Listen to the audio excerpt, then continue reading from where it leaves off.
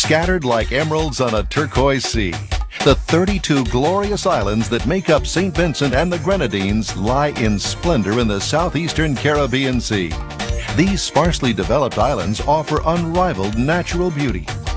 Unblemished beaches, thick rainforests, lush mountains, shimmering waterfalls, valleys fertile with volcanic soil, brilliantly colored wildlife, both on land and in the sea. These remote islands present the ultimate opportunity for outdoor adventure in the Caribbean. World-class sailing and yacht chartering, superb diving and snorkeling, swimming near isolated waterfalls, hiking to the crater of a rugged volcano, romping on white sand beaches, a place where nature remains pure and unspoiled.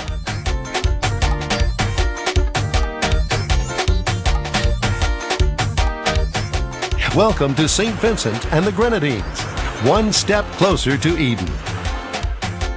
Located in the southeastern Caribbean Sea, St. Vincent and the Grenadines lie between St. Lucia and Grenada, and about 100 miles west of Barbados. St. Vincent and the Grenadines are accessible by air from North America, Europe, and the Caribbean through connections in Barbados, Grenada, Martinique, St. Lucia, and Puerto Rico. Airports are located on St. Vincent, Bequia, Mustique, Anawan, and Union Island. Other islands in this group include Young Island, Tobago Keys, Palm Island, Mairo, and Petit St. Vincent. The first people to live on these islands were a nomadic people called the Siboney, and then the Arawaks and Caribs. By the 16 and 1700s, the French and British laid claim to the island. In the 1630s, African slaves escaped from a Dutch slave ship and settled on St. Vincent.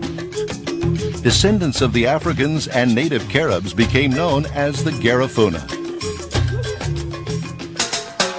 Today, 90% of the residents here are of African descent, and only a few Carib descendants remain. In 1979, St. Vincent gained independence within Britain's Commonwealth.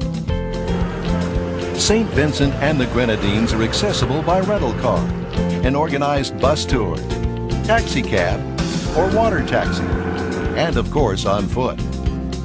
To get from one island to another, travelers take ferries, speedboats, tour boats, or airplane, either scheduled or chartered. Exploration of St. Vincent begins at the Botanical Gardens on the outskirts of Kingstown. Established in 1765, these are the oldest botanical gardens in the Western Hemisphere. The gardens are known for the conservation of rare species of plants and birds, including the endangered St. Vincent parrot.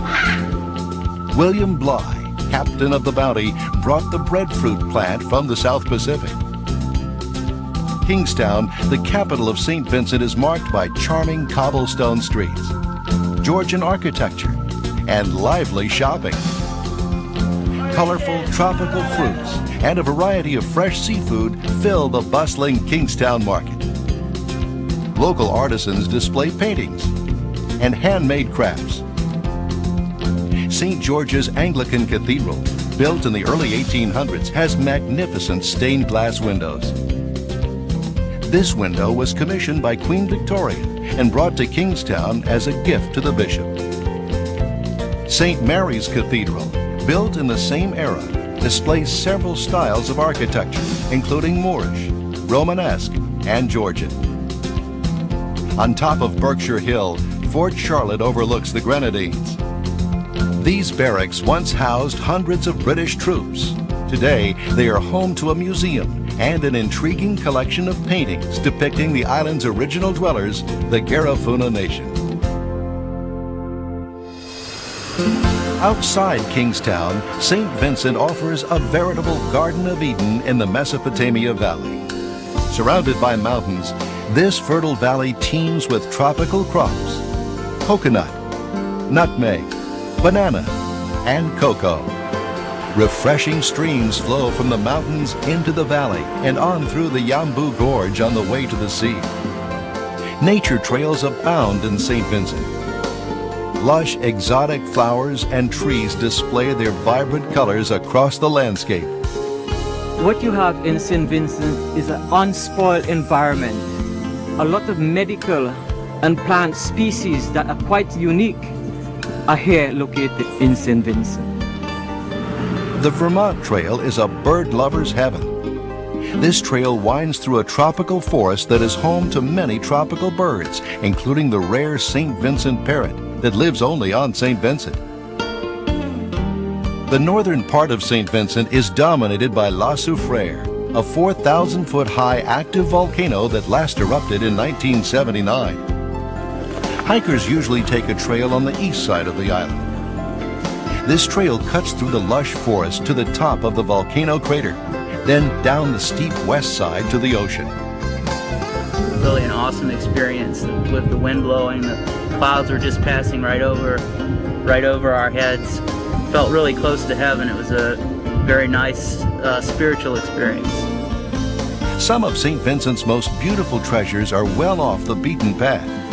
At the Falls of Belen, accessible only by boat, waters tumble 60 feet into a natural rock-lined pool carved by the falls. Few can resist a swim. Rivaling the Falls of Belen are the Trinity Falls. These falls rush through a dramatic canyon along the leeward coast and are accessible by a trail cutting through a dense rainforest. St. Vincent and the Grenadines have some of the world's most unspoiled seaside beaches. Moviegoers may recognize this beach. It's called Wally Laboo and was the main filming location for the hit movie Pirates of the Caribbean.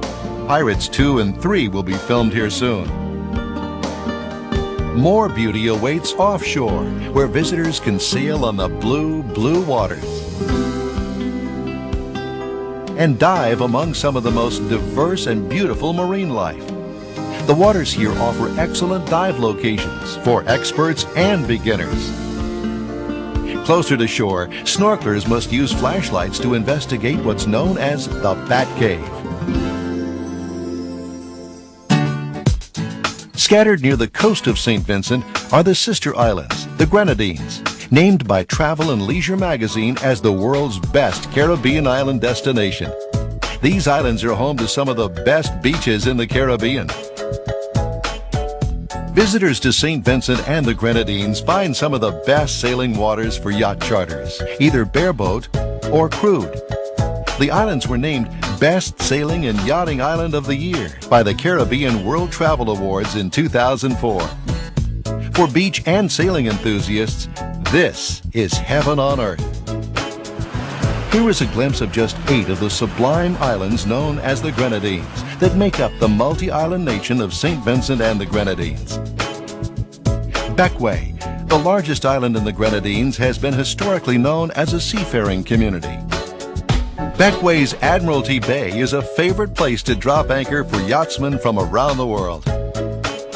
Overlooking Admiralty Bay is charming Port Elizabeth, where intimate cafes, colorful bars, quaint shops, and gingerbread houses line the waterfront. Model boat builders skillfully preserve Bequia's age-old ties to the sea.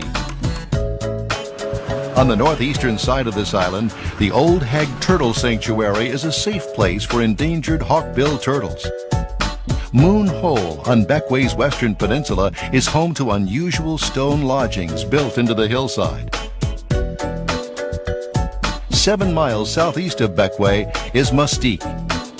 Once the home to sugar plantations, Mustique is now an idyllic playground for the world's rich and famous, including Brad Pitt, Tommy Hilfiger, Glenn Close, and Mick Jagger. Visitors stay in luxurious homes and villas, shop for designer clothes in harborfront boutiques, and picnic on pure white sand beaches. Mustique's rolling hills and fertile valleys are covered with groves of coconut palms.